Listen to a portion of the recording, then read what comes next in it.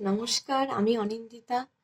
আগামী 18ই জানুয়ারি কলকাতায় 47তম আন্তর্জাতিক বইমেলার উদ্বোধন হতে চলেছে। এইরকম অবস্থায় আমার লেখা ছোট্ট একটা কবিতা বইমেলা নিয়ে একটু আধটু লিখতে ভালো লাগে, সেই ভালো লাগা থেকেই লেখা। তাই প্রথমেই ক্ষমা চেয়ে নিচ্ছি যদি কোনো ভুল ত্রুটি হয়ে থাকে। আর যদি ভালো লেগে থাকে অবশ্যই জানিও, তাহলে আমার ভালো লাগবে। আমার লেখা কবিতা বইমেলা। যেদিকে তাকাই শুধুই বই। মেলার মধ্যে ধুলো উড়িয়ে করছে সবাই হইচই। ছোটরা ছুটছে নন্টে ফন্টে গোপাল ভাঁড় ঠাকুমার ঝুলির খোঁজে। ছোট্ট তারা, তবুও সবাই বইয়ের মর্ম বোঝে। রান্না বান্না বিউটি টিপস তাও আছে যে সেখানে। মা কাকিমারা ভিড় করে দাঁড়িয়ে আছেন ওখানে।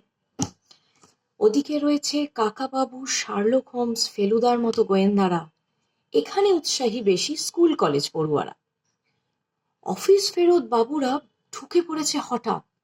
ভিড় কাটিয়ে যদি পাওয়া যায় বঙ্কিম, রবীন্দ্রনাথ।